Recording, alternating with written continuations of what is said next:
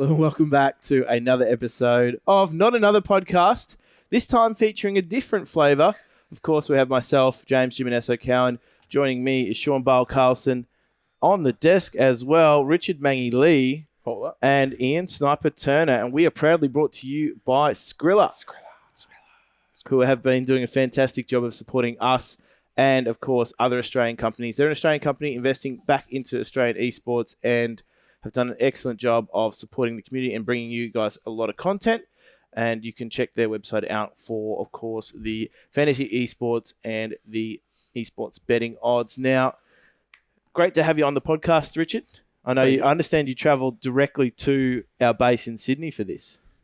Oh, got there a little bit roundabout, straight from Coffs Harbour. A bit of a 7.5-hour drive overnight, and then Korean barbecue to here. I reckon. Screw you guys. It was actually really good too. Glorious, yeah. If I had to choose between K barbecue and my mum and dad, Do they watch the podcast? Do you want to provide us? Oh boy! Oh boy! I will choose my mum and dad.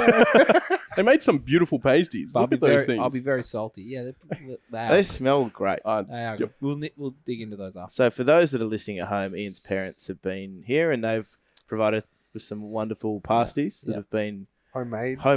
Yep. We've been smelling them all day. Yep. That's, of course, why we took off to lunch as soon as Richard got here for some K-barbecue. And now all I can think about is food. Anyway, as I said, you travel here directly for the opportunity to be on Not Another Podcast. I hear it's revered around at least that's really exactly small right. circles. Look, our whole group enjoys listening on YouTube. Yep. We have a YouTube? We have a YouTube. Sean, #2019. I think he asked us before we even went live what our YouTube was. Yeah, and you couldn't give me the link either. Because I said we don't have a verified link yet. Right, we don't have a Oh, channel now. of course not. Yeah, anyway, there's the violin plays. Yeah. A really tiny violin. But we do have iTunes. But we do have iTunes, and of course we're on Spotify as well. And we are on YouTube, if we can find our own link. It's somewhere on there. Yeah, there's also Podbean too. That By all those reports, listening. Pilly watches on YouTube. So Yeah, we have at least a viewer on YouTube, least, which is awesome. Which is, why Sean wears pants sometimes. sometimes. Sometimes. The whole reason I wear socks. You keep it I don't want very- to wear shoes. But I Touche. can't have bare feet. Well, Shit. This is word on the street. No, you're covered. You're behind the table. No, see, that's TOS for Twitch. Yeah. no, it's toes, not TOS. Toes. That's how you spell God, it. Stop it. Stop it. All right, Jim, where were we? Wait, Were we where's my bell? It's gone. Here it is. Here it is. Oh, thank God. Far out. You want it? Yeah, I got a little bit anxious. There we go. All right. So basically, just to introduce you to this, man, this bell is if something is just so bad, it needs to be moved on from. Yeah. Yeah, if someone's dragging Perfect. stuff along or, you just hit that bell. You see, if there's a power Is it saw open in for the everyone? background- Open for everyone. Oh, perfect. Yeah. I So love just bells. feel free to, when your order's up, your order's up. Yep. I like it. Anyway, thank you for being on the cast, Richard. Now, we want to talk a little bit about, obviously, yourself, Athletico. They're on the up and up recently, and I think it's good. It's fair to say that you guys have been making good strides as an organisation recently, and it's good to see, obviously, representation from Athletico in multiple different battle royales across the globe. And not only that, but an increased presence of organisation across social media and a focus on player development and content as well. And sick jerseys. Ooh, yeah. Phenomenal. Let's they be actually did real. a really good job. They're I think they came out way better than expected, to be honest. I So. appreciate you bringing us one each as well. That was nice. A good touch. That was Promotionally awesome. yeah, we'll be sporting those at the next event that we go to, right? Yeah. I haven't been invited to anything. Anyway, Sean and I will be sporting those. Yeah. But it's safe to say that you guys have been on the up and up. Do you put that down to any one thing in particular, or is it just a multitude of different things? I think it's definitely the people that we have on board. We've got an extremely strong staff team. We've got obviously our teams are really good, but I think they're happy being where they are as well. I try and work on a basis of honesty with all my players, all my staff, and we all get along really well, and we all want to make this succeed. It's not something that's limited to just this is a hobby or a job that I have to turn up to. This is something that we all love and we really want to succeed. That's So- true because you've gone full time now, haven't you? I have, yes. So what does that mean for you? That means I get a lot more time sitting in meetings, which is sometimes Which is great. where everything gets done, right? A little bit more time playing games, but also a lot more time. I guess a big part of it is having some time to myself, right? Working full time, trying to do the full time stint in esports as well, because I'd get home from work and then put God knows how many hours into esports, get up, go to work. You know, you can feel the family life suffering and all these little bits falling off. So a big part of what I made the decision for is to fix those bits and also really take an opportunity to push Athletico, hopefully to the next level, and make it a standout organisation in Australia. Yeah, spread your wings and fly a little bit. That's the idea, yes. To do, I guess, to go with that saying. But, I mean, Sean, you were talking about it before. You wanted to touch on just the environment that he's creating? 100%. So, I mean, I actually found it really interesting there that one of the first things Mangy brought up when you asked him about sort of Athletico moving forward was honesty, right? Honesty between himself and his teams and his players and his staff members. And, I mean, I'm sitting here and the first sort of reaction that you get is, well, shouldn't that be standard? Isn't that what you'd expect from all orgs or any orgs you go to? The unfortunate reality is no, that's not the case. There are, obviously certain situations that we've all been involved in, whether it's with organizations or as players or whatever it might be, where that sort of fundamental, I guess, expectation hasn't been met.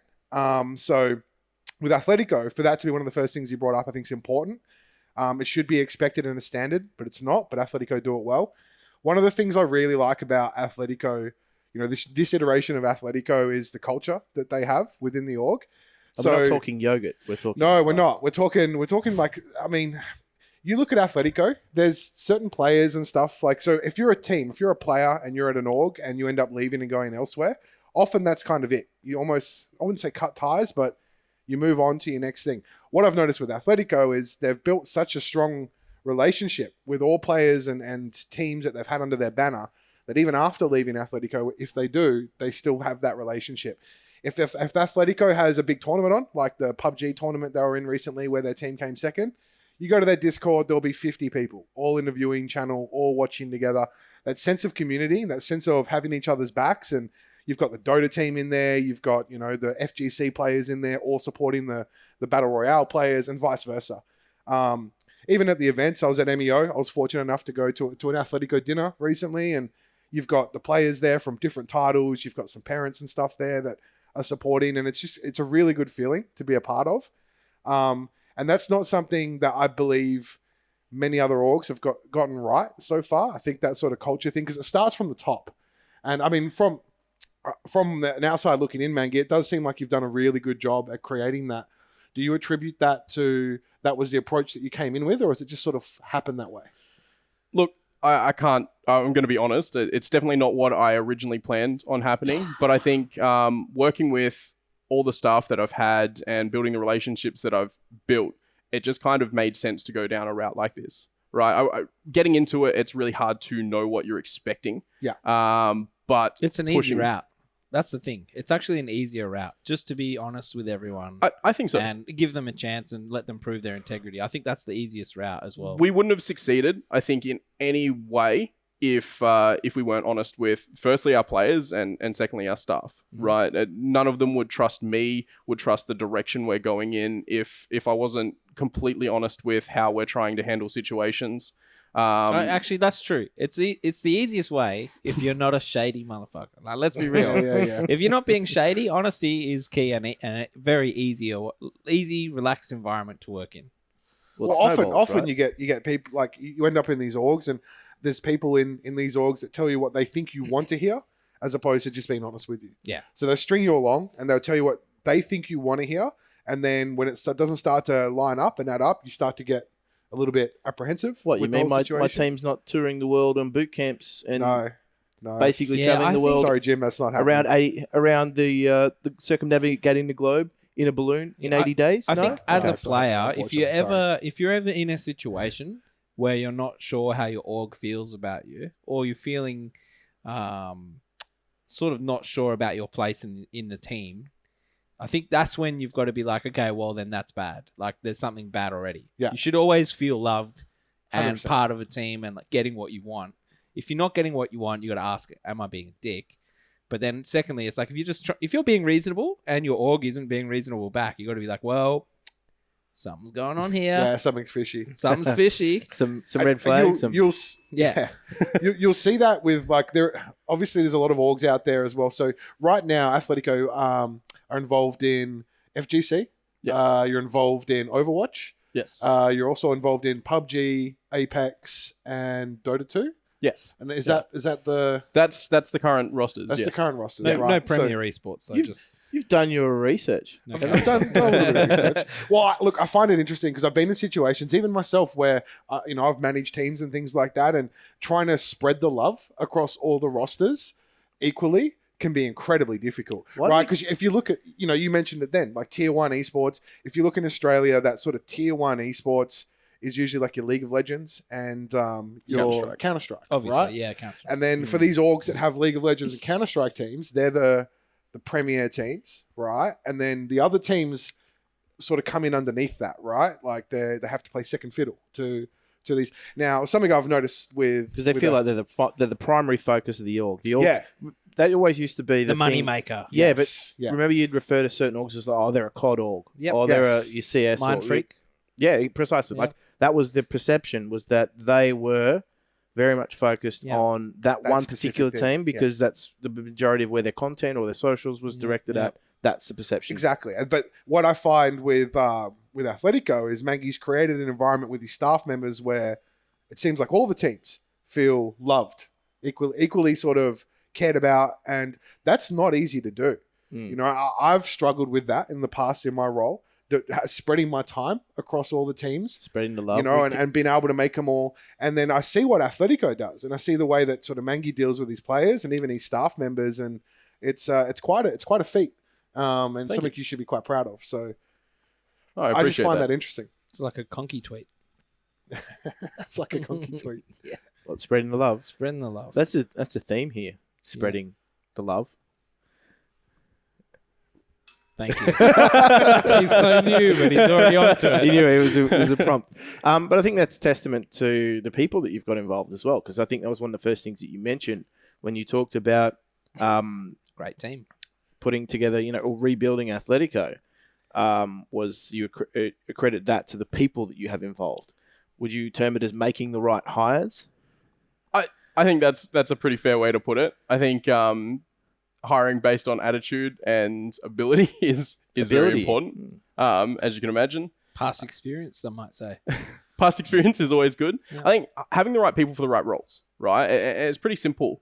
When you look at picking someone up, Easier said than done, to be honest. Let's not segue there yet. All right? Okay. I've got more questions. It might be simple for you, Richard, but there are some people who really struggle in this aspect. Look, I think everyone struggles to a certain degree, but like in the end, if you know what you're looking for, you should be able to find the right person to fit that role. And when you're hiring someone and speaking to them, how they want to fit into the team is really important. What they want to achieve in the future is really important. And where their experience comes from is important, right? It's not always 100% necessary to pick up someone that has been in that role for years and years and years on end, but it's definitely necessary to pick up someone that is willing to put in the time to learn and willing to ask questions when they need to ask questions and not just pretend they're doing something that they just can't do. Do you think you would have the answers if someone came to you and your staff and they said, Richard, I have no idea what to do in this scenario? Do you think you would have the answers? Not always. I guess sometimes, yes. But in a lot of cases, it is a team effort. And sometimes, honestly, our staff doesn't have the answers to everything, right? And being able to put our heads together and try and problem solve is a big part of what we do, right? We have, it used to be weekly meetings, but we've turned it to twice a month, bi-monthly, I think. But there's two ways to look at that. But twice a month. And we all come together. We all talk about what we've done for the week. We speak about what our plans are and what we're looking to do. And I think that's important. And sometimes people come up with issues and then someone has a different perspective and then a solution comes from that, right? Separate little meetings are set up from there and we steam forward. I think it would be very arrogant to say that I've got the answers to everything, or any single person has the answers to everything. Yeah, exactly. Except me, I've got the answers to everything. You're a spanner. Well, I think from your experience, I think it would be safe to say that if 9 out of 10 times you've got the answer, in terms of even if it's talk to this person, talk to that person. Oh, and yeah. And people feel comfortable coming to you and asking those questions, So I think that's fair. Yeah. I think so. What I'm trying to the picture I'm trying to paint, Richard, is that you're not just an average Joe. Okay, so you're like, oh, this is so easy to do. I'm like, well, actually, a lot of people struggle here, and I think it just is a testament to how good you are at it, and the experience that you have in the sector, obviously. So I think, and a lot of people would benefit from having your experience as well. So I think that's definitely something that's lacking. For some people who struggle in this area, it's because they don't have the experience or they don't have the knowledge. And that's when they should be seeking people who do have that experience and knowledge. All right, you put it down to knowing what you don't know. Yeah. So, okay, well, I don't know very much about the financial side of things, so I'm not going to pretend that I do. I'm going to get people who do and seek their advice to do so. Or alternatively, like the production side of things. Whatever it might be, you seek the appropriate Want someone with avenues small advice. fingers on production? Just letting you know. No, Fat Fingered Productions where Fat Finger's where it's at. excel. Yeah. So actually, They're the ones getting hired. So with Athletico, recently we spoke about the PUBG result that you guys had overseas. Yep. One of the best results for an Australian esports team at a big international event, just in general. Yeah. Which for those of you who aren't aware, Athletico came second in was the GLL. Grand Slam. Grand Slam. I think coming dead last or something on the second game of the tournament to turn it around and coming second. Remember that photo I took of the scoreboard and I was like, oh yeah, we're coming first, but it was the upside down. We're coming dead last. No, that was a different tournament. That was Wasn't that tournament? Oh, that was the Australia that was tournament. Team Australia. Yeah, they actually might as well have come dead last. Yeah. But Wow, the don't shake. Ath guys really stood out. And I think did that's well. another thing as well. Sorry to cut you off, Sean. I'm not sure what your point was, but I'll just say that they did really well. Yeah. And it does seem like every time people leave Ath, it's for like a North American opportunity or something like that. Yeah, well, I mean, the thing with Ath in PUBG is they've established themselves as, much in the way that you mentioned, seeing a Mind Freak people associate that with Call of Duty. Ath has established themselves as the premier Australian PUBG team. So if you want to, and it's not just the fact that they've been lucky enough to build strong rosters, but it's also the work behind the scenes that Athletico do. They communicate with all the different tournament organizers. They're out there chasing down the opportunities, creating opportunities for their team. They're backing it up with strong results with the strong teams that they have, which then creates more opportunities. So if you're a top PUBG player, which is sort of what's happened, you've got Zoid now. He's floated around with a couple of other big orgs and things like that before he found his way to Athletico, and that's been quite successful for him. But it's not just PUBG. We all sort of know that PUBG's had really good results, and you guys would be number one in our region by far. I wanted to also bring up Dota 2. Now, Dota 2 is obviously a huge esports title globally. Even here in Australia, my understanding is it's the second most watched esports on Twitch from Australians. It actually, I think, is number one. It could be number one now. Yeah. They're based off, and they're not watching much local stuff. We do know that, but they are watching the international stuff, which goes to show that there is a strong fan base here in Australia for Dota 2. Now, your team, Mangy, is currently number one in Oz as well. Yep. So you have the number one Dota 2 team. And what's their record right now, if you can? I think they're 49-0. 49-0. Just out of guess. Just out of guess. A pretty educated guess. Yeah. 49 in officials, obviously. But Yeah, they got Splico. That's why, mate. Splico's also phenomenal. Have you met Fury, though? No, I haven't. Good bloke. He's right? the IGL, right? Splico's from Perth, so that's why he's so good. Yeah. Oh, okay. The Western bias. The Western coming in. bias? Yeah. We've met, so. So of course. obviously Dota 2 is something that's relatively new for the org, right? Yes. What was the mindset and the idea of getting involved in Dota 2, and how do you think it's sort of played out for you guys so far? Well, look, when we originally wanted to start looking at Dota 2, it was a big part of it was ESL, right? ESL jumping into it obviously opens eyes, right? I've always been a big fan of MOBAs. I come from a fairly heavy MOBA background. You're a bit of a Hon celebrity. I did play a lot of Hon, and Team Stay it wasn't Green, too yeah? bad. No, too much sugar, but but I did cast for Team Stay Green, right? yeah. Well back in the day when I was a little pumpkin. But I think coming into Dota was really natural, right? Yeah. We approached a couple of different teams, and the team at the time was Water. And when we picked them up, they were already winning pretty much everything. And the original iteration kept winning everything for a long time. They tried out a team house, didn't go so successfully, and we learned a lot from what the Dota community was lacking. And since then, we've rebuilt the team with a lot of the original players, to be honest. And they came back, and they've come back really strong. They've stuck together longer than the original team. I think they're the longest standing Australian team currently. And I think the results are showing. Yeah. And across the board, I think they're kind of happy with the direction we're going. A big part of what we're trying to do in Athletico with Dota is also grow the Dota scene. Because obviously, if we're growing the Dota scene in Australia, getting us more opportunities in Australia, and we're winning it, it's better for us. Yeah. Right? How are you doing that? So we've reached out to a lot of tournament organizers. We've been trying to secure invites, honestly, to overseas competitions. We're supporting our teams in all the events that aren't paid for to get flown to. And I think a big part of it is trying to give a good face to an org. In the past, a lot of Dota teams have been a little bit burnt by orgs, and I think that was there was a big reluctance for most Dota teams to come back in. And join an org and trust an org, right? I think we've put in a lot of groundwork to help build some trust, especially with our team. And then moving forward, I think we've reached out to multiple orgs and tried to get them involved, and we've been trying to build the scene from the inside out. And I think you've started seeing a lot of growth on that front. I wouldn't even say I'm at the forefront at the moment. I'd say Oracle is, but I think we've been in it for a very long time. And one thing that we are is we're very committed to Australian players, well, Oceanic players, and building an Oceanic base, right? And getting Oceanic players opportunities. And that's what we've done through pretty much all our games, is try and provide as many opportunities for the players as we can. Well, I mean, it's one of those things with Athletico being involved, and it seems like you're putting that same approach that you did with PUBG, which is not only support a team, but support the whole industry or the genre, should I say, of Dota 2 here in Oceania. Yeah. Build the pie so everyone's Yeah, gonna, exactly. You might only have a small slice, but if it's a bigger pie, Yeah, exactly. do have a much bigger slice. But I think, it's difficult as well. Like, most people would be able to put one and one together and realize that none of the tier 1 orgs in Australia, when I say that, I mean League of Legends orgs in Australia, have a Dota 2 team.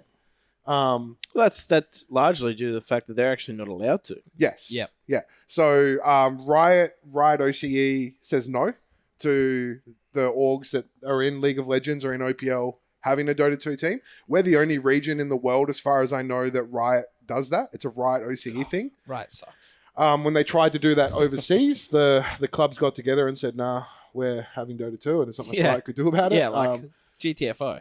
So here in Australia, you've got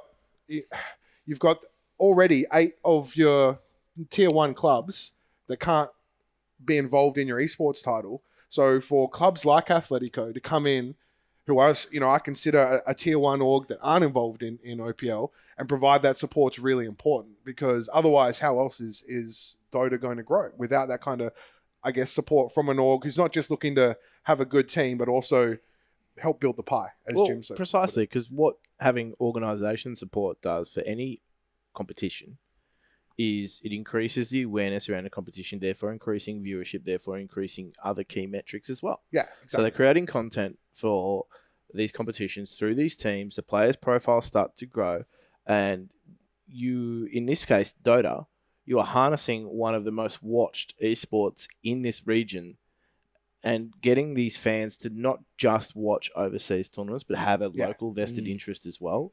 Because I think it's fairly safe to say, and this is maybe where I can draw a parallel with English football. Yeah. And a lot of people, say, for example, have a Premier League team, and they're all fans of football, and it's safe to say a lot of people watch top-tier English football, and if you liken that to Dota, they're all watching the international teams. They're 100%. all watching the top-tier teams over there. And on the other side, there's the local competition, like at the A-League, for example, in football terms. Yeah. No, we don't watch that because it's not much good. And it's like, well, amateur hour. You're actually not doing you're not doing much Helping good for to your grow local it, scene.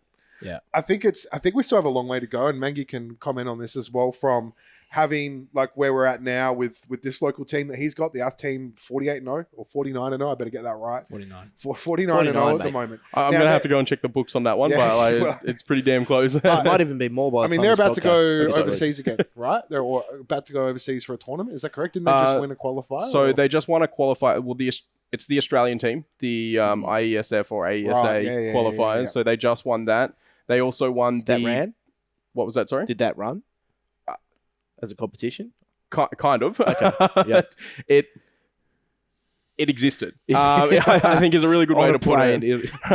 Interesting. I think we'll get We'll back touch to on that that later. We'll touch on that. But I guess we've also qualified. ESL's put forward a competition that we've qualified for by winning the previous ESL season, the AUNZ Championships, where we go over to Thailand, and we should be able to compete there. We're not on the main stage yet. We're kind of like in pre-qualifiers They're for called the main. minors, right? Is that what these No, are? this one's not a minor, No, right? okay. Australia doesn't have any access to minors at the moment. A minor is still a Valve supported tournament. Yes, Yeah. yeah. This one's ESL. Mercedes-Benz is, Right, is yeah, a yeah. big sponsor of this one, I believe.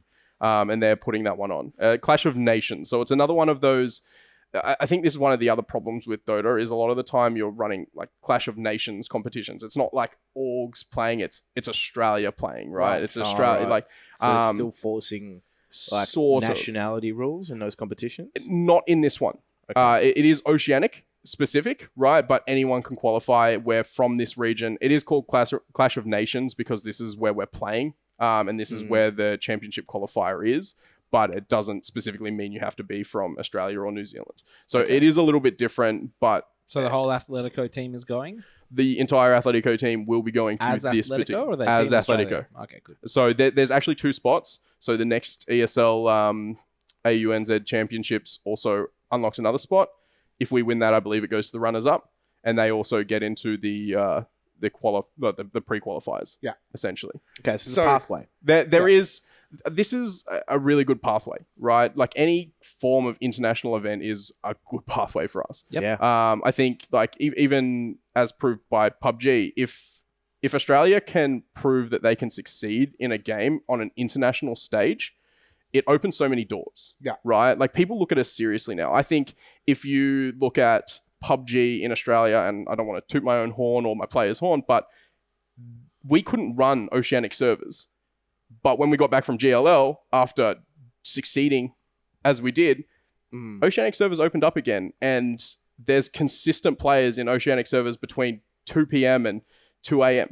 kind of thing. And that's something that we haven't seen in 6-12 months. And maybe that's some changes. Maybe that's some other things. But I think it's pretty easy to attribute it to. Yeah, take the credit. No, but it's actually true though, because this comes back to what I was talking about just on the last episode about Renegades. Like, we need Renegades to do well and be a Michael Jordan.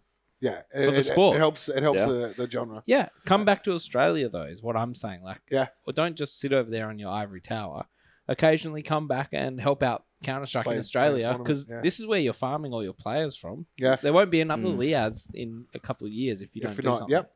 Well, that's one of the reasons I asked about the international tournaments you do have coming up is for exactly that reason. I think that what we're missing in Dota 2 here locally is a team like Athletico to go overseas and have a decent performance. Because then all of a sudden you go, hold on, there's an Australian team, right? As opposed to, there's an Australian player. Yeah, as opposed, because everyone gets behind Anna, right? Everyone would get behind this team, but it's just a matter of it sort of getting to that point. And I don't think we're quite there yet. I think Mangy would agree. But 100%. But we're on our way. We're on our way down that path, and I'm looking forward to see how it plays out. Look, I agree. And I think if you put our boys on a stage, they'll perform to a certain degree, right? I'm super keen to see what they can do, but I've seen them take scrims and things like that against top C teams, and they've been doing extremely well on ping. This is one of the biggest problems with Dota is the pathways to the international, and we don't really have any major minor pathways. But they're all open qualifiers in the SEA or China region, right? So we're playing like at a 5 teams huge... rock up. And, no, wait. No. Yeah, look. Just a bit of context for the viewers. Yeah. Lots and lots of teams rock up, and they're all playing on 10 ping versus our, 100, 200 ping, depending on where you're at. and this is something that Oracle does well, actually, is they're setting up a base in Western Australia to reduce the ping and give pathway opportunities. Great place. I've spoken to them, and it's an interesting thing what they're trying to do. It's not something that it's not a model that I'd go down. At the moment, feasibility wise, personally, right? They might have separate vested interests. I'm not sure, but for me, what happened to using a net cafe or something? A net cafe. Okay. Yep. That was the. What do you know about that? Yeah, that was the answer I did not expect. But it says everything. But Tells the whole story. Yeah. Well, I'm not going to name names, but there were a couple in Perth, right? So wouldn't you just have an agreement with them that reserve 5 computers? Oh, look, I'm assuming there are those agreements, but it also includes funding a team house, funding players to be over there, right? These guys Flights. at that point need to be full-time, right? If they're all going to pack up their lives from wherever they are, all over the country, we've got New Zealand players, we've got players all over the country. Just for a qualifier. Oh, you mean just for the qualifiers? Yeah. I think Wouldn't that be more feasible than... Oh, no, 100%. Yeah. What Oracle's doing is there's a team house there permanently. Yeah, they're going to live there. Yeah, so they're living there. Their goal is to concentrate on international opportunities. Well, my goal is to build Australia to give Australia international opportunities. And I think that's the difference between the approaches we're taking. Admittedly, cheaper in Perth than Sydney. Correct. So, but cost of living. Yeah. But what Mangy's saying is he's trying to build it up here Yeah, so I that the understand. opportunities come here, Yep. as opposed to just trying to fight for the opportunities from 40 ping. Well, you do both. maybe we'll just see. We'll just No, see how it turns no, out. 100%. And that's why I'm very interested in Oracle's approach, because I love it, to be honest. The right? experts are saying we should lean into Asia. Yeah. And personally, I think no. You don't think so? I think we need to just look at ourselves. Well, I think in a game like Dota, it would actually be really Dota beneficial. Yeah, For it'd be very Southeast Asia, beneficial. because Southeast Asia and China are so good. But also, it's so popular. It is. It is very popular. I think if we start, again, I think it's about pathways and opportunities, right? If we start giving opportunities for our players to compete against these teams, maybe we can get enough investment coming in because we're seeing international success. Right now, you win every competition in Australia, right? What have you got? 20K to save for yourself for the entire team for the we did entire that with year? Fox. Eventually, someone will be like, hey, let's give these guys a spot.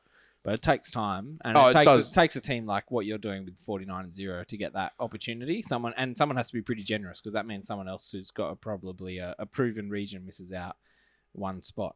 100%. Then you've got someone like Oracle, who, if they are living in Perth, they're going to qualify through Southeast Asia or something like that, if possible. Or attempt to. Yeah. Attempt to. That's also a pathway where someone could say, well, they qualified on our servers from where they are. Let's give their region a qualifying spot. So Which, again, two different approaches to do. I think, I've spoken more than to one the way people. to skin a cat. Yeah. 100%. I've spoken to the people that are behind Oracle and what they're doing, and I love it, right? As I said, I'm very open to seeing other approaches. It's just not mine. I'd like I to think see it's a a good thing. Counter-Strike team try that. Yeah, I think it's a good thing. As you said, which one proves to be the catalyst for more Maybe It's opportunities? probably a both. combination of both. Yeah. Yeah, Maybe. Actually, Yeah. I think it's good. I think it's good that not one org is doing both. I things. wasn't even aware that Because this that would Oracle exhaust thing their was happening. resources. So Well, they just partnered with the HPC, the Dave Harris, and they've partnered Is that with that. public news. Yes, Where can we find more information about that? I believe on the Oracle Twitter. I think it's Team Oracle AU. Go visit the Oracle. Yeah. Just go hike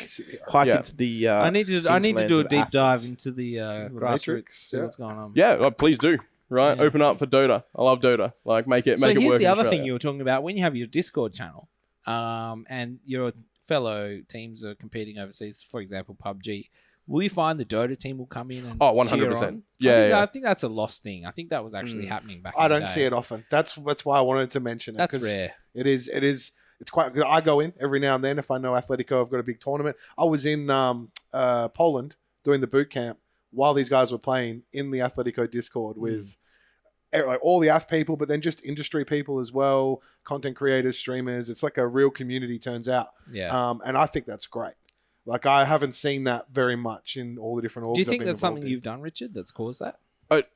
I can't take the credit for that one. That's Kirsty Sweetloaf, one of our staff members. She sets up all these viewing parties. She sets aside countless hours. She's already covering the games, right? but she also sits there, monitors the chat, makes sure everything's okay, and she makes sure everyone feels welcome in these kinds of Discord parties. Does she reach out to the other teams from other games and say, "Hey, you want to watch?" Not all the time, but it's very public, right? Like everything, like it's an open invite to everyone, right? Like obviously we've had a bit of a rivalry with Incognito. If you don't know, they're no longer a team, but in the previous one, they all came and joined the Ath party, and it was kind of like an Australia party as opposed to anything else. And it was, again, very much pushing, I think that's something pushing the region. Counter-Strike needs to get onto as well. I think so too. I think like supporting the region and supporting multiple players in the region and multiple teams in the region, like the region succeeding in any aspect is good for the region, right? There's no backward step if your opponents are succeeding. You can't be mad at Avant for almost making a major. Imagine if they made major. Who would be mad at that, right? And if there are people that are mad at that, they're very backwards. Brazil? Well, We're not going to Brazil. No, they keep asking me to come. Despite the fact they keep extending the invitation. Yeah, that's it. So before we move on, I know Jim's got some other interesting topics coming up. I just wanted to ask, obviously, you're part of the... Sounds like a gym problem. You're part of the Overwatch contenders here in Australia as well. Yes. So that just finished recently at MEO with, I think it was Order beating Mind Freak and things like that. How have you found your involvement and also Blizzard's approach to Overwatch League or contenders, I should Interesting. I don't want to overstep my bounds. Yeah, but don't burn any bridges. Yeah. 'Cause I know how delicate Blizzard can be. So it's an interesting approach. There's no losers right? here. Yeah. I think there's no promotion to making a team stick together and do well, right? It's very hard to get any real opportunities overseas. Like obviously Contenders have started opening up some opportunities through the gauntlet if you come first, which is good. But even if you succeed overseas, it doesn't bring Australia or anything else. Like Contenders is very locked into what Contenders is. There's not a lot of pathway for entire teams. It's pathways for individuals. Yeah. Right. And farming grounds. I'm not the biggest fan of that. I love developing teams, right? like that. And I like, don't get me wrong, like Luke 12 just recently left our PUBG team for an opportunity on Lazarus. And that's great, right? I love seeing players succeed and make it over there, but that's not the aim, I think. And if I think if that's what you're trying to make the aim of your organization or what you're developing, I think it's a backward step because it's always... Well, it's never going to help the org, is it, in the long run? Well, like, I guess there's models around building a team and selling players, right? So I think there is models that it can work with. But I don't think... Financially it'll work. Financially it work, but I think in the long run, I yeah. think you run into a lot of issues. I think you run into, like, how can you keep a fan base that doesn't have the same team? Like, it's a different team every season. Yeah. That sucks, right? I've been If watching... you don't have nationality going for you in that situation, like what do you chance have? do you have? Yeah. Other sports do it with franchise players. Yeah. They have like that player. He's a franchise player. He's so important to our team in terms of not only performance and results, but also in terms of the following that he brings for his brand of whatever. But you can't do that because we're in Yeah. Contenders, right? So you can't even really do that because it just means you're literally a farm for players overseas. Like, you're hoping that your players get an opportunity to make it to a big team in the Overwatch League, right? So what's, you don't have to answer this one, but what's the ROI on Contenders in your opinion? Like, is the way it's set up, I mean, are they forcing you guys to go down that model of building up players and then selling them overseas? Or, I mean, I don't think they are. Sponsor interest? Like, what's the ROI? There's definitely sponsor interest, right? They provide stability, right? And that's something that Blizzard's always done really well. They've provided stability for their competitions. There's a lot of interest, obviously, because of the Overwatch League in Contenders, in Overwatch, from endemics, non-endemics alike, right? Overwatch is kind of an easy esport for people to talk about, right? Because they've seen it everywhere. It's kind of like Fortnite, right? It's just been around. Everyone kind of understands it as an esport. It's not like Counter-Strike with bombs and things like that, right? It's a very simple game. Simple. You just press a button and McCree gets 5 headshots. So that's bang on. It's a Stop dead. it. Good work. I was going to say it's a dead eye assessment. But sure. Stop in these tracks. But yeah, I think ROI, there is definitely return on investment in Overwatch if you can push it the right way. Yep. I don't know if it 100% fits the Viewership, model that I getting your like. brand out there. All Oh that yeah, stuff. the viewership is really good. Yep. But Engagement. how much of it is Australian as well? Mm. The Overwatch players are really loved. It's a very tight knit community. Do you think that's right? important that the viewership's Australian? I think so. Right. If you're trying to build Australia, I think 100%. like if you've got viewership that's like essentially getting a leg up from overseas, you're Yeah. stepping back a little bit, right? And don't get me wrong, I love bringing in overseas fans, right? Part of having a team that does really well at international events is bringing in fans from all over the globe, right? But bringing in people to bolster viewers as opposed to build fan bases overseas, because I just don't think we are, right? Because no one's interested enough in our contenders to get behind a team 100%, right? There's very few fans that you'll find overseas that are diehard fans for Order, Mindfreak. They're all within Australia, Well, right? it's down to the opportunity that they have to watch them. For example, if they're a team that's making regular international tournament appearances, that's great because chances are that overseas fan base is going to be able to watch their team. If they're the fan of Athletico, there's a high chance they're going to be able to watch them play in high level competitions regularly. And if then they're you're going to constantly start going watching their domestic Yeah. league and But stuff then- like that. But on the flip side, it's like if they have that one international appearance and then they go back to just playing the domestic league, Yeah. not many people are going to go, oh, I saw them, they play second at this competition, and now I'm really interested in the local domestic league. Yeah. Because the doesn't opportunities really are very translate. limited, Yeah, right? Because everyone's stuck watching the Overwatch League. That's what they want to watch. But from a sponsor's perspective, right, when it comes to viewership, and just back to what you asked about viewers, Ian, is if you're trying to build an org, yeah, cool, you can have international fans. International fans are great. You got that sneeze? You sorted it? What's next? International fans are great. You grow your org. But if and I'll use Maximon as an example. Bloody If I'm Max made us Maximon and they're getting a free plug here. If I'm Maximon and I go, okay, cool. on, I mate. What's the sponsor point of all this black tape? I sponsor your team. How many viewers was on this event? You turn around and go, 10,000 people watched it, right? Maximon's next question going to be like, how many of those were Australian? Oh, only 2,000, right? That's a pretty good percentage, to be honest. Yeah. Oh, 8,000 of those views Greater mean than 15%. nothing to that sponsor Do they only because sell their those in product, Australia? yes, their product is only in Australia. You can't even get it in New Zealand. Yeah. So for local, and the thing is, when you're dealing with marketing companies from like your MSIs or whoever it might be, when you're dealing with them, you're dealing with the Australian branch of them. Good to know. They're interested in getting sales or getting Their demographic. their demographic here in Australia, in OCE. So if you're an event and you post, oh, we had 50,000 views on this event over the weekend, or 100,000 views, whatever it might be, really big numbers. These sponsors and the commercial partners are getting much more savvy. They're not just going, cool, 10,000 viewers. They're going, okay, how many of those viewers were Australian? They're What demanding was more. the demographic? How much screen time was the average per viewer? These are the kind of questions they're asking. When you break that down, all of a sudden having, 80,000 Russians on your CSGO stream because there's betting on it out of the 100,000 that you're putting forward means nothing. Doesn't mean anything. Okay, cool. As an org, you can build a following from Russia of, 1,000 diehard fans, and they might buy your merch and they might support your teams and things like that, which is great, and you love them as an org. But from a sponsor and commercialization perspective, means nothing. I'll play devil's advocate on this front as well, right? And I Please do, agree please in a lot of ways. That falls in line with my model of, there's a lot of different types of investment from sponsors, right? You get local, national, international investment, right? They all have their different budgets. They all have different ways. Pending your pitch, right? How are you trying to sell your product? In Overwatch, I'm assuming because you've got those viewers from everywhere worldwide, you can sell at an international budget kind of a level, right? You can push a more global market, right? And you might be able to unlock funds from that kind of global market as opposed to just a national one. Now, that's not what I'm trying to do.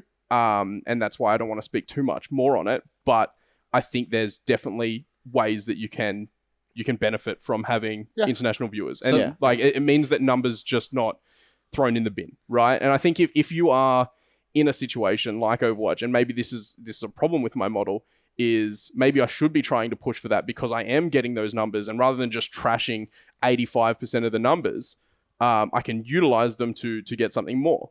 But again, my focus is definitely within Australia. Yeah. So I was going to say, that's granted, why. So, within Australia, what do you think about now? Feel free to comment on this, but what do you think about the whole cotton wool blizzard show match malarkey that happened. The bubble wrap. Well, he needs to be careful. I do need to be careful. I did I do preface need to be it. careful.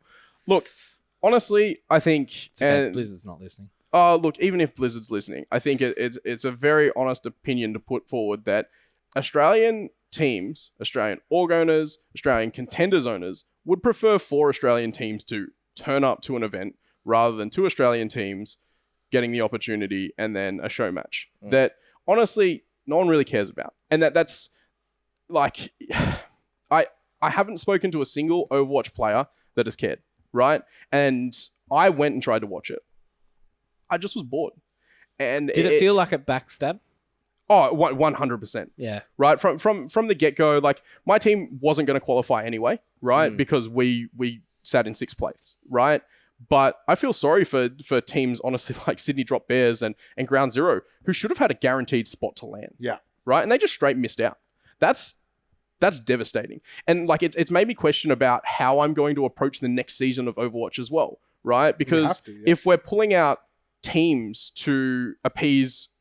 I don't know what audience, right? Not mine. Snowflakes. Then what am I supposed to do? Right? And that's... Well, where is, like Sean said, where's the ROI in that? Yeah. You don't even get an Yeah. opportunity to the prove yourself. The question for me is like why they're pulling out an opportunity to enhance the local Australian player base, but then not harnessing an opportunity even if we to get build wrecked. international exposure, rivalries, Yeah. and things like that, and capitalize on that. That would be like that would almost be waste. worth it, right? But the way it was done was definitely I think it was a very safe way to do this, right? Because you don't want to anger anyone, right? Like it's kind of a lose-lose situation, I'm angered. right? Ian's Yeah, not well, happy. Yeah, but you standing there waving your pitchfork. I know that Who's this Ground guy? Zero and Sydney Drop Bears are probably feeling a very similar way, Yeah. right? Yeah. But like from a I guess a league perspective, the league doesn't want to anger the league. Yeah. Right? So Okay. by doing a show match the way that they did a show match is very safe. Yeah. Because no matter how Easy. it goes, right, no one loses. Well, if we right? got Hold on, wrecked- hold on. People do lose, and I need to bring this up. You mentioned Yeah. Sydney Drop Bears, and you mentioned Ground Zero. No. So They from started- a league perspective, Yeah, but they started this season thinking with the there was 4. understanding that there's 4 land spots on the line. So, like, obviously I've done a little bit of work with orgs. If I'm in the org and I'm approaching this, I'm going, cool. So we have an opportunity for exposure here if we're top 4. We get to be at MEO, right? So I'm now pushing to make sure that I have a team that's a top 4 team. So I'm probably going to spend a bit more than maybe's there or push for more budget from the people I need to speak to build this team. I've now spent more. I've now built a team that I believe will get me top 4 so that I can get that exposure opportunity. I've put that exposure opportunity once I've secured top 4 as something that I'm going to be doing in my content plan with my content creators to build a product for my sponsors to all of a sudden, after I've done all this investment, I've built this team to have that pulled out from underneath me. Surely it wasn't the case that they've decided midway through this, midway through the season, or It was after people I qualified. was just say after they qualified Yeah, that I'm they pretty were sure. reducing it. Yeah. Mangy can probably answer that for us. At what point did you find That's out madness to me. that it went from You 4 don't have to teams? answer that. it was teams. definitely late, right? In the Yes. season, There you right? go. Again, That's, like I Not ideal. it's really hard for me because I don't know how much I'm allowed to say, but I'll put it from we definitely thought there was 4. Contracts were 100% negotiated, right? around not- there being 4? About well, yeah, Yeah. definitely, For the definitely. season. Because it was For a season. the entire, Yeah, for the yeah. entire season, right? I can see it So now. again, a little bit disappointing, right? Yep. Imagine But- that. Imagine being 3rd or 4th, like Sydney Drop Bears, Dude. like Ground Zero. Just put yourself in their shoes. And what actually shocks me about this is I don't think anyone from the league side even thought about that. I mean, I could be wrong. I'm completely The speculating, thing is, guys. even but- if you get wrecked, like what is the thing in Overwatch? 0-4? Is that like worst case scenario? yeah, 04, I think. Okay. Even if you go 0-4, it's like, whoa, look how good North have you America seen- is. Yeah. Yeah. Do you know what I mean? Yeah. Like that's a bonus for you. Okay, so but the downside is what if we win? Oh, wow. Australia needs to get a chance. Contenders shouldn't just be a rat run. Okay, yeah, but look at it from an Overwatch League huge investment perspective. Look, I don't care. Yeah, I know you it's don't care, but no, obviously, like no. that's Okay. that's I think that's what they're protecting, I and will, that's I will what I look would at it protect. from their point of view, and that whatever their point of view was, I think it's wrong. Well, because how many they players should are on be these going. Overwatch teams now? Yes, we've got another region Yeah. to Even- market. Like it's not even just Yeah. that. Even if you're sitting there and you're scared of the NA team losing to an Oz team, don't bring him here. yeah, just Leave don't him in NA. Let us have our 4 teams at LAN. Let us Yes. do our Yes, 14 Queen. LAN competition and leave the Well, Americans back in Not the only States. that, but like, okay, how many players are in these Overwatch teams now? Don't they have rotating rosters? Bring another 6 Yeah. under the brand and say, oh, we brought our development squad. Whatever. If you want to have the brand presence there, I think it's people trying to have their cake and eat it too, in the sense we want our brand there, but we don't want to be beaten. So Yeah. it really comes Soft. down to what their plans were for it as well, right? Like I think this is part of where the problem is the transparency on like why did they make that decision, right? Because obviously teams are going to get let down in Australia, right? But was it for the betterment of the entire league in Australia Just or so the used to entire teams getting esport? let down. You're like, well, obviously Obviously. someone's Yeah, gonna yeah, get let down. Right. So I don't know. I guess It's a lose-lose. it's a rough one for the TO as well, and like from whoever decided to organize it, and I don't want to pretend I know.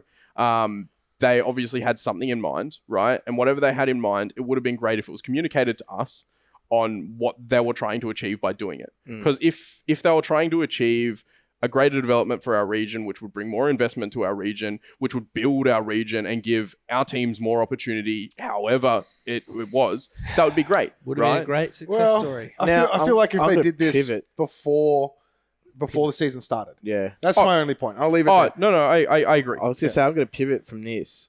Tournament organisers letting people down. In Yeah. terms of- Oh, one more thing before we go there, because I know what this is about. Mate, this is my show. Shut up. Yeah, All right? I just wanted to ask Mangy about FGC. It's a My last title we haven't touched on. Bitch, please. All right, well, you sit here. Our show. You sit here. So while these two are, It's my show. Yeah, it's my show. Let's take this. Let's take this to a straw poll. We'll keep this real brief. But obviously, you're involved in FGC as well. We have experiences in FGC from a gym, from a tournament organization perspective, and things like that. Obviously, a real tight knit community. Have you enjoyed your involvement in I FGC? love FGC is one of my favorite places to be in the world. I think Yeah. it's And for those that aren't phenomenal. in the know, FGC is the collective fighting game community. Fighting game community. That's the acronym. Yeah. So your Yeah. Tekkens, your Mortal Kombat, Tekken, Mortal Kombat, Dragon Balls, Smash Smash Bros. Bros, all that. They kind all of have stuff. their own cliques, right? Yeah, yeah. But like They all come under Street FGC. Fighter, of course. Yeah, but like the tournaments are generally set up like BAM. BAM Yeah. is Battle Arena Melbourne. Yeah. That's set up every year. By Couch in- Warriors. Yeah, Couch Warriors. like Oz Hippo and stuff like that. who have been doing great stuff for Standing FGC for Fierce. forever. They've been setting up events like this forever, and FGC is such a cool little community, right? And I don't want to say little as in little, like they're actually massive. Yeah, FGC But is the big. way that they do things is very different. Like it's kind of refreshing in a certain way because you go to your IEM Sydney and it's a very like set out, planned, high production value, ridiculous, right? And you get a lot of fans there and it's really cool, right? So that's one side of it. FGC kind of brings something, as I said, refreshing, where it's sort of like that old school LAN kind of feel, when you set up 3,000 computers in a big hallway and you just got a bunch of people playing next to each other. You've got your tournaments that are running, but you've also got friendlies that are going on at the same time. It's just awesome, right?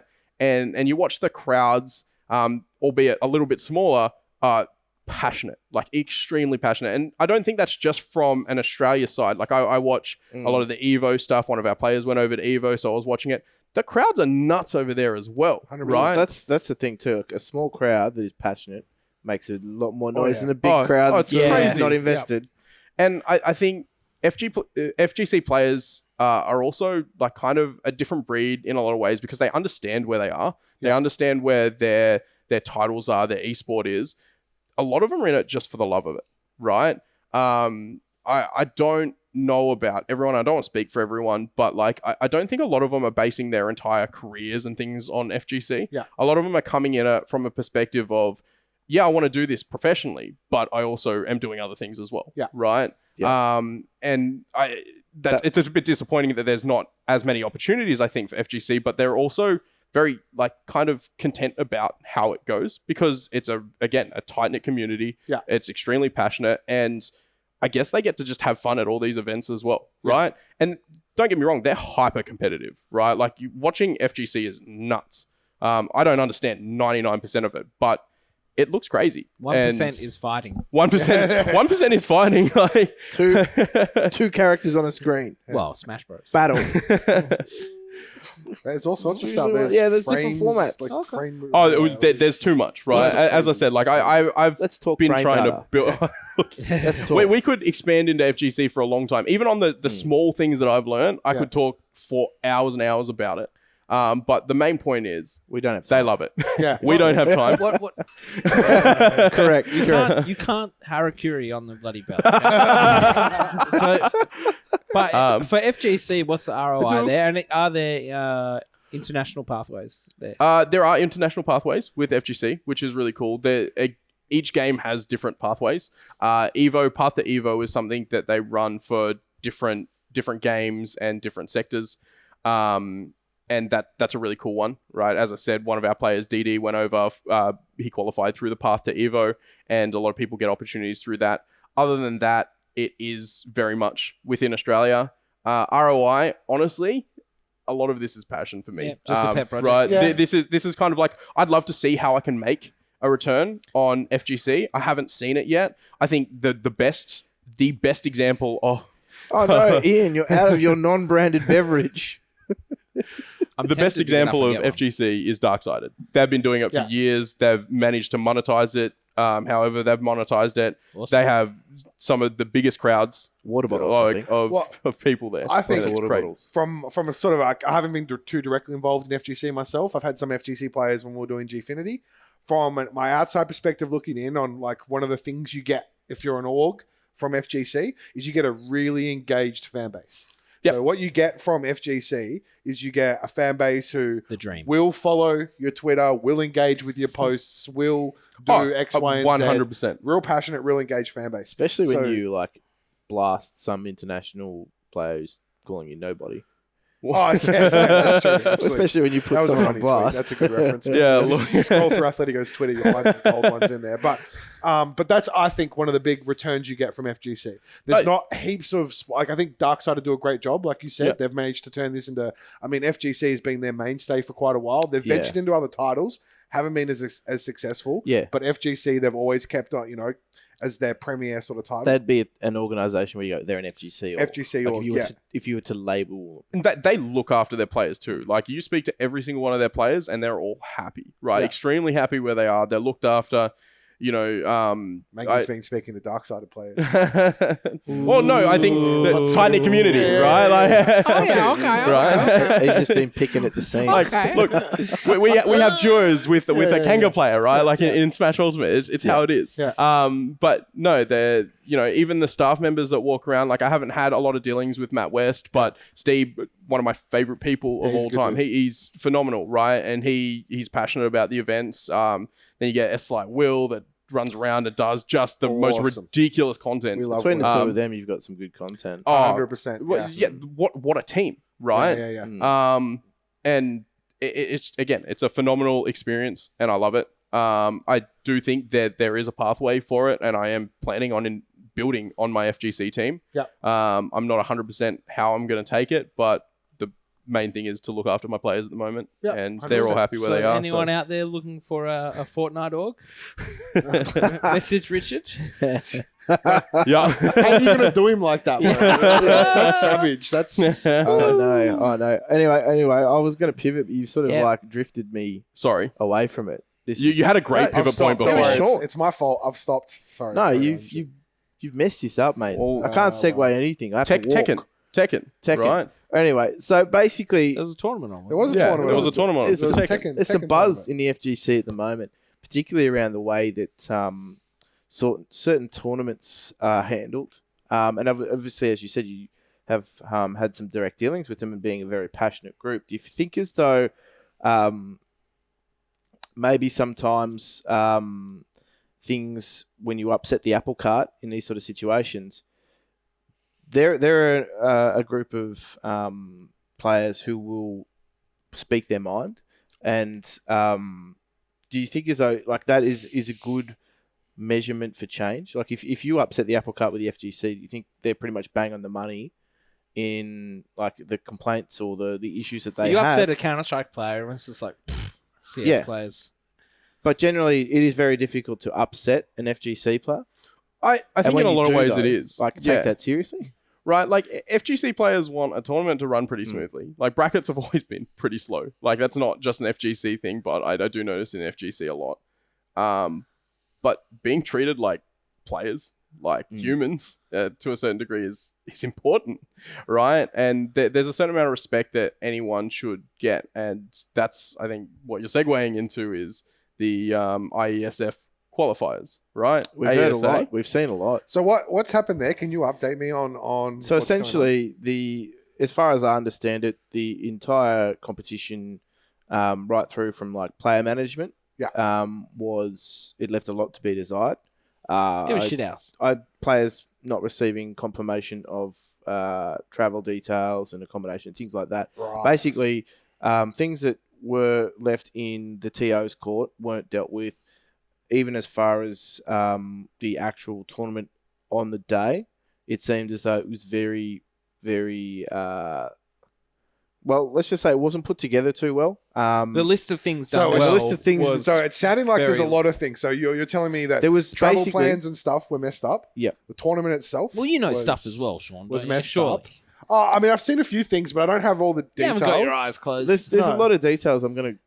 I'd be quite comfortable in saying that haven't been revealed yet. Right. Yeah. Because a lot of people were just like, let's just move on. Well, I from mean, this. I saw some kind of tweet on the Twitterverse. On the Twitters, on the sphere, internet, Twitters, yeah. some, download some it. kind of tweet. I saw some kind of tweet where it was Darren Kwan. I think it was Darren Kwan You know or it was Darren Kwan. ISF calling out one of the admins for not running the tournament properly or something along those lines. I'm not. There was a tweet that was, let's just say, not very well thought out in the sense that it was perceived to be that the tournament, because the tournament structure was super unclear to the players didn't even know what they were entering into.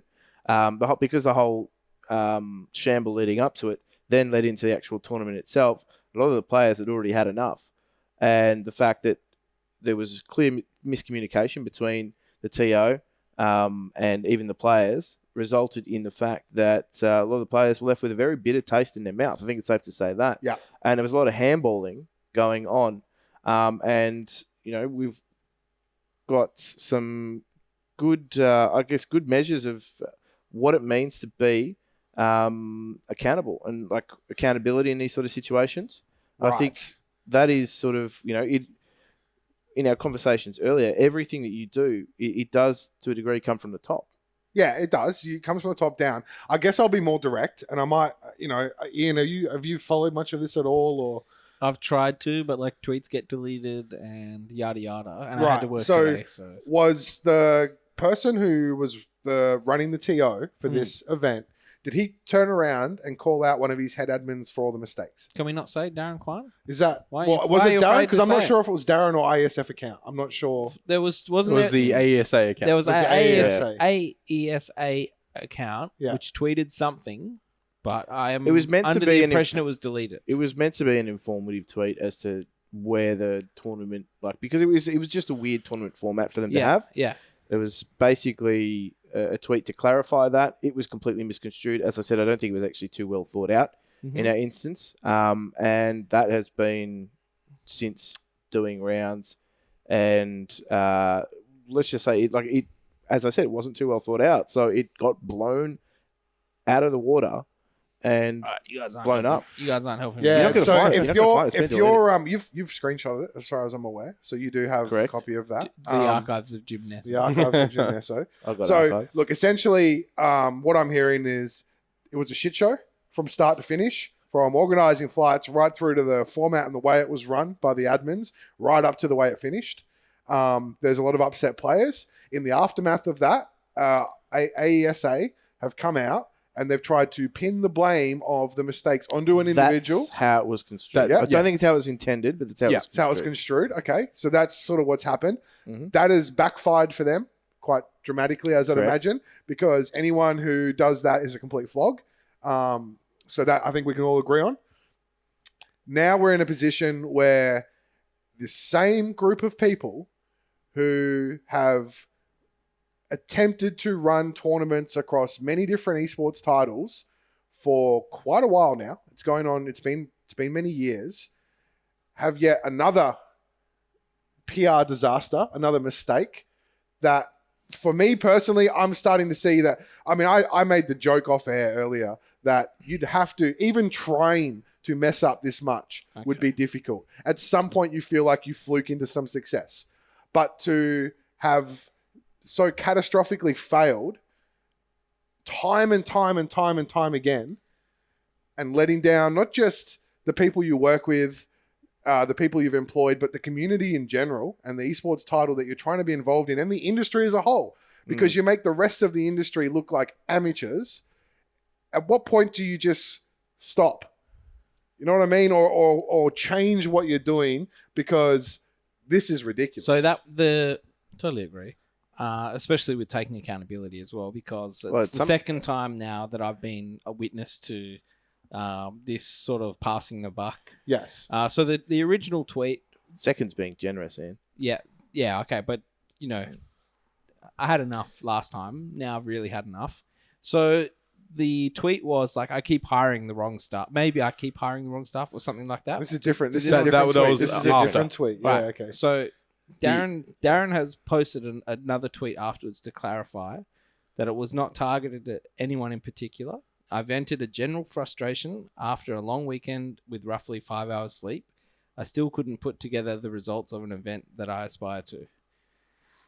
Then another one later on that says, I make mistakes, it's true. I have promoted, played in, been a part of, and attended many, many events over the world the last decade and a half all over the world.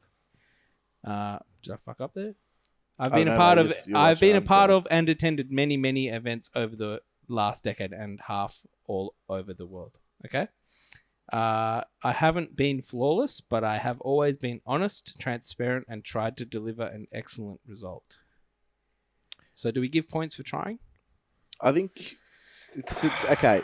I'm going to preface Is he doing this more harm than good? I'm going to preface this and say that, like, whilst his intentions have, like, I'm going to take it at face value. Can't fault the guy. Can't fault him for his intentions. Yeah. But what I am going to say is the importance of accountability and also trying to make improvements. It doesn't seem as though, and this is from my perspective, that a lot of the suggestions and offers for help and feedback and things like that haven't been taken on board. Yep. I know in many different instances there are other, there's parties that have reached out to try and help improve certain processes and utilize and lean on their expertise, but haven't really been embraced. I think that's safe to say. And I think... esports community being the esports community, everyone wants to help everyone. No one wants to see anyone fail. Well, that's the utopian view, correct? But that's how it is. Everyone is trying to help where they can. Unless they're better than you. Yeah, of course. But what we see here is someone who has people reaching out to help. People who are tweeting at him to say, hey, this is wrong. Fix it. And the same mistakes keep happening time and time again. Players, every tournament, every community gets sick of these events and tweets out and says, hey, this is not good enough. We need a better standard. Yet they keep getting these events, whether it's Iesf or AESA. They keep getting these events secured for international qualifiers and doing a bit of not an up to par job. I think that's obviously due to the structure of what's been set up. But I think on what they're delivering. On what they're delivering, correct. I'm more talking, as you said, keep getting these events, keep getting these tournaments. That's because part and parcel, they are with that. They come with that tournament. Yeah. Like they're the Australian arm of an international group, and it's one of those things. It doesn't matter how it runs as long as it runs. From an international perspective, they're not necessarily checking up on the Australian stuff, but what I can observe is that with this lack of accountability, or if you want to put it that way, it still seems as though the same group is trying to do too much and take on too much for themselves. But they're not learning. I think that's one of the biggest problems, right? Yeah. You look at it from a perspective of what Darren Kwan, right, does really well, and what he's been doing really well for a long time is securing opportunities, right? and making things happen. Like things happen. He somehow pulls funding. I don't know if he overpromises. I don't know where the problems like stem from specifically, but they do tend to stem from events that he runs, and a lot of them turn into shit fights, right? But you have to give credit where credit's due. He continues to keep making things happen, right? What he needs is someone to partner with him and actually make these things run, right? If he can sell the event, why try and do the event if you can't do it, right? How about you get someone that partners with you, you actually make a product work, and now you're not selling garbage. You're selling a working product, right? He's not selling a working product right now. Yeah, I think there's like, they've got all the ingredients for, well, not all the ingredients for a cake, but they're trying to make a cake, and they've only got like 3/4 of the ingredients. Yeah. They don't have a chef for it. But the thing is, like, in this room right now, I can sit over and I can look at Iain, I can look at Mangy, I can look at Jim. I know, between us, we know so many different groups and people who work in the industry that do things like production or tournament administration or across many different esports titles. Not a few. Yeah, plenty, right? These are people who are prepared to volunteer their time in certain circumstances or, give up their time to make sure these things run properly because it affects everyone, affects the community as a whole. How many of them, because I know me personally, I can't think of many of the plethora of people that come to mind that have actually been approached or have been brought into work. Now, if you're coming in and you're doing a tournament in Australia, surely you look at the people like ESL and your different groups of people that have successfully run these things in the past and go, cool, how do I get these people to partner with me or help me? Or how do I look at MC, who are a grassroots thing doing great community lands. You look at, obviously you got the ESL staff. A lot of those guys, do they freelance as well? I know some of them do. Some of them do. Yeah, some of them freelance as well. There's many different people and groups of people that you could reach out to for an event like this and go, hey guys. Experts. Yeah, experts that, hey guys, can you help us? Can you help us put this together? Endemic experts. I don't see, whenever there's an event that Darren's putting on, I have no idea who the hell's None involved. of my friends are working it. I don't Just know. preface it as AEL or like that group. AEL. Whenever there's an event that ASA, AEL is involved in, I don't Probably know should have done that who's earlier. involved and who's running it. And it seems like they're not getting the right people because I think what Mangy says, right, the fact that he's still able to keep popping up with new events, new cool stuff, Girl Gamer Fest, all these kind of things is great. But at some point, you need to actually deliver a polished product or a finalized product. Because right now, everything you're delivering, so you may be getting the start bit right, negotiating these partnerships, negotiating with these different tournament organizers from around the world that you're already partnered with to, hey, we're going to do this event. He gets that part done right. He even brings on some non-endemic sponsors. We've seen them announce PwC. We've seen them announce a few other partners that they're involved with. Some big hitters. Some big 100%. hitters. Yeah. Girl Gamer had McDonald's, I think, didn't it? Potentially. No, I'm it did not have sure. Did have a great deal of What had the sponsors. council as well? It had local council. all sorts Wow, of they had all sorts of commercial partners for this thing, Yeah. right? So they're doing that right. That part is being done right, and credit where credit's due to whoever's doing that. But then when you're going to run these tournaments, and I mean this goes back as far as, for me, it goes back to when they did that IESF on SBS. They used post-recorded product that they put out on the free-to-air TV. The audio was out of sync by like 10 seconds, and this wasn't even live. It was like You didn't 480p. catch her. You couldn't catch her anything. It was in 25 frames. That's Yeah. right. They No, said- but I think Well, that's the limitation of the platform. yeah, I understand that, but I mean, it's not like they didn't record it at 60 and scale it to 25. It was done in 25. I thought they had like an audio engineer have like some sort of health problem. maybe, No, but that's different. That was the that was audio different. on this LPL. thing. Was 'cause that same group? That was LPL's Ah, yeah, it first. was LPL. this was a post production Yeah, I piece. remember this one. Yeah. And it was a disaster. Now, by all reports, you can go further back. AEL's got its, I don't know if it was AEL then, but they've got the same people have got a pretty poor track record in Dota when Dota was sort of big at the time. So we're going back 5, 6, 7 years now where I can go back to and draw from then to now the amount of delivery failures on the actual events itself is phenomenal. In terms of what do you class as a delivery failure? Because I feel like they're sitting there counting their beans and looking at their stats and their metrics that Richard relies on. Yeah. And they're going, we knocked it out of the park.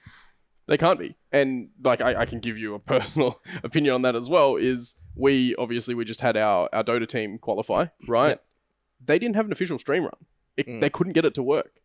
One of my it's run through Australian players only.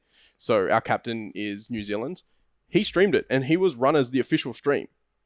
Imagine that. A community member from New Zealand casting it like kind of casually just because he wanted to watch his team and he wanted to comment on his team as it was playing. Yep. And that was the official stream. Sometimes broadcast infrastructure fails. Don't get me wrong. Oh, it does. But like this, There needs to be a contingency, though. So when I'm talking about, I'm 100%. talking about tournament administration and organizing. The actual tournament itself tends to fail. I'm talking about the production and broadcast side of things tends to fail. Yep. The engagement with the players and the community and the organizations tends to fail. Talent so the management, communication, talent hire. talent, as far as like on-screen talent and stuff like that, tends to fail. Yeah. So these are key elements to making a product successful. You can have all the commercial partners in the world and have the best idea in the world, but unless you can actually deliver it and put it together, it doesn't mean anything. Okay. So, and my problem is, if this has happened once or twice, right, you can be forgiven for that because these things happen. I remember me and Jim doing WPGI Season 1. We couldn't even finish the land final on land. Yep. Had to send the teams home. They had to do it. We had technical difficulties. It was a disaster.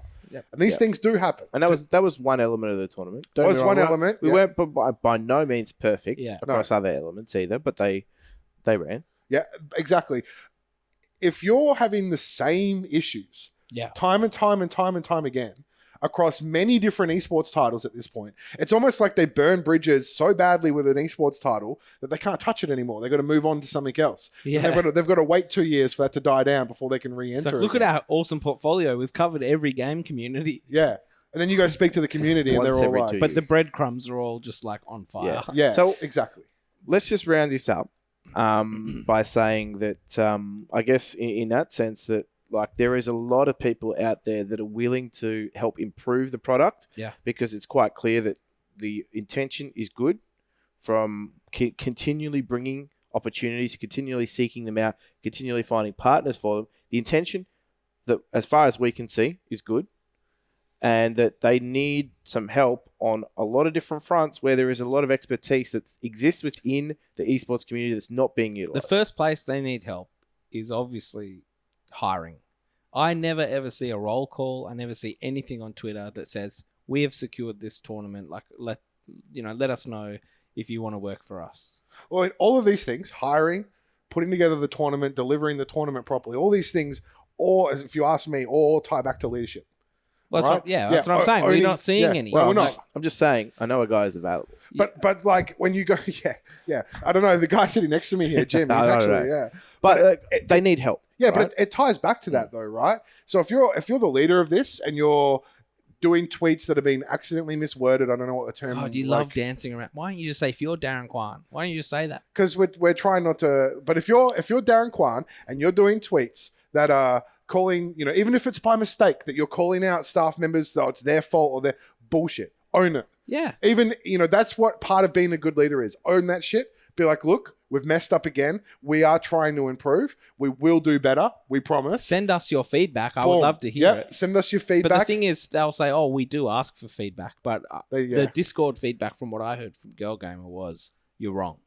Yeah, there was. I don't even want to. concerns I have don't been even want to brushed bring that up because Yeah. there's some serious All right, so accusations and concerns but there. you're we right. will avoid. You're lying to yourself, and you're Yeah. just delusional. I think the thing is too, when you put yourself front and center of these things, Yeah.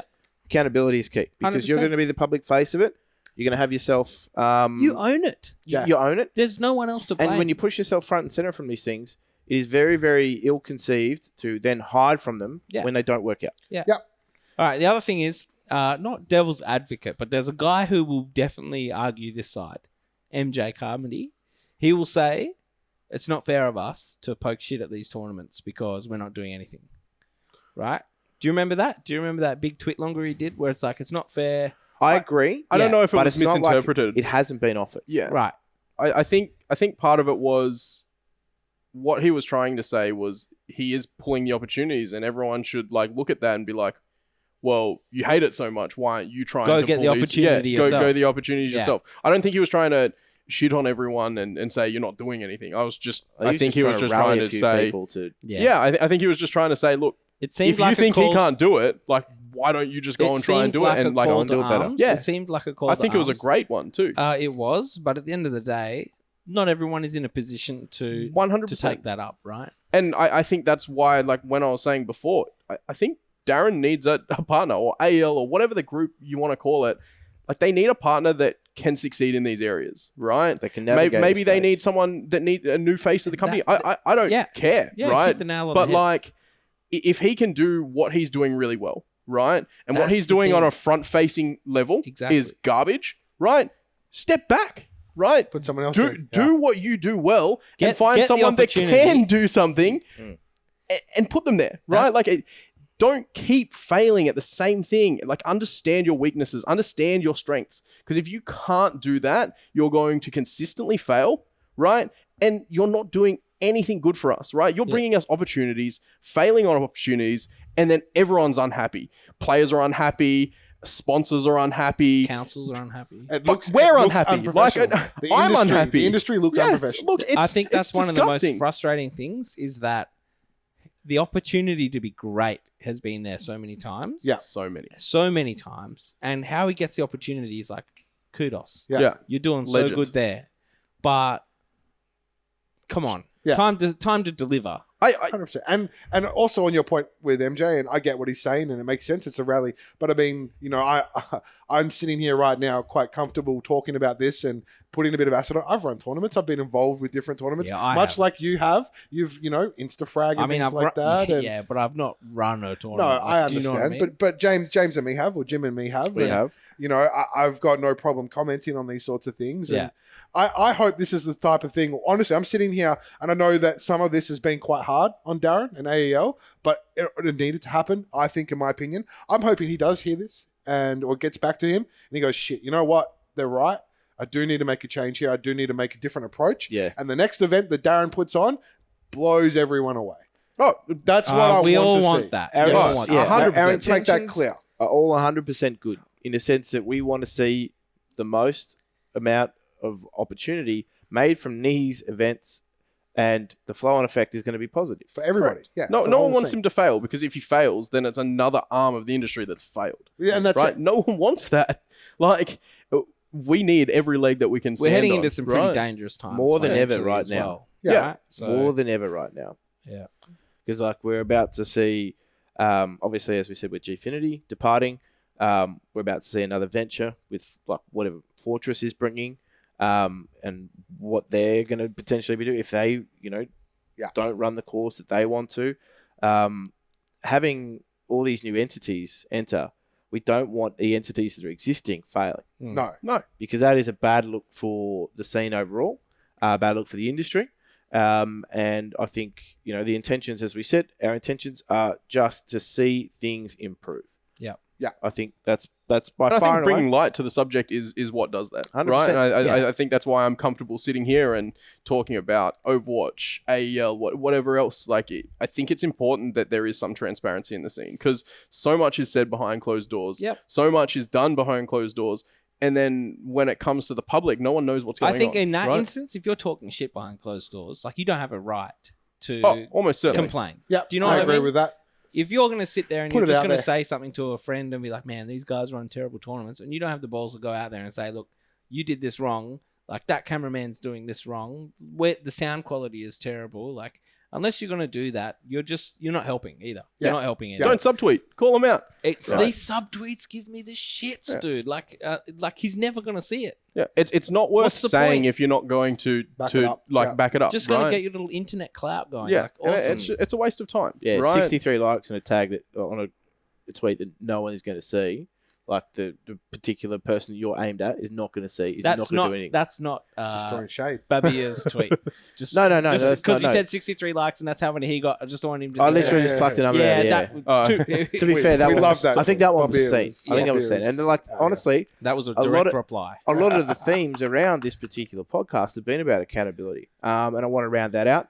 Obviously, yourself, mate, being accountable for Athletico, Mhm. taking them to a new level, taking steering the ship in some instances. I think that's a good course that you've set Athletico on. I think what we'd like to see is someone taking the wheel with what AEL, AESA are trying to do, because they've made some good strides. But I think not necessarily taking the wheel, but helping, put some wind in the sails, and helping make it. Well, it comes back to that better. whole thing we talked about. I think it was our first episode, or maybe it was the Gfinity specific episode. But it was like, help each other do this thing.